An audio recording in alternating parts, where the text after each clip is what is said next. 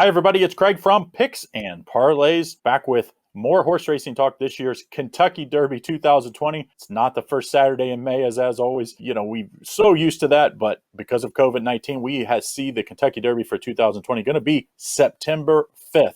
And instead of being the first leg of the Triple Crown, we're going to see it as the second leg. Of course, we are about 10 to 12 days past the Belmont Stakes, and Tiz the Law did what we all kind of thought he might do. He was by far the best horse, and he ran off and won pretty easily.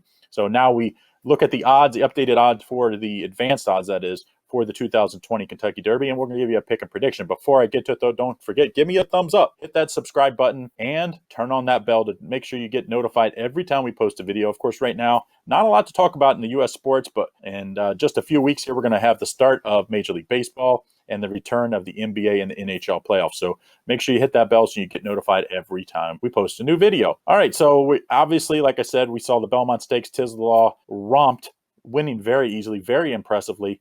And now, instead of that 5-1 juicy price you were getting early before the Belmont Stakes on Tiz the Law, now you're going to see anywhere from 3-1 all the way down to even money on Tiz the Law. So make sure you shop around. We're going to be using, for this video, the odds at PointsBet.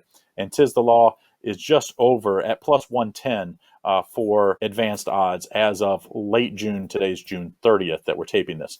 Honor AP is 4-1. Authentic at 10-1. Cezanne and Dr. Post both at 10-1 as well. Everybody else at 15-1 or greater. So there's some really good odds to be had if you can beat Tiz the Law, the favorite. And of course, as always, we have a big field. We're expected to have a 20-horse field in Churchill on September 5th. But the difference this year, obviously, with the later race this year, we're going to have a lot of 3-year-olds that didn't maybe run at all as a 2-year-old or got a late start in the 3-year-old. Now they still have the option to win the prestigious Kentucky Derby. And we're going to go at a late horse that's got a late start, Cezanne. I see this horse anywhere from 30-1 all the way to 10-1, which is the odds that I see at PointsBet. So make sure you shop this around.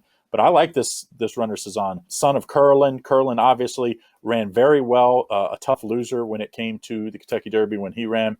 But, he did his part in the rest of the Triple Crown and at the Breeders' Cup. So I do think you have an improving horse.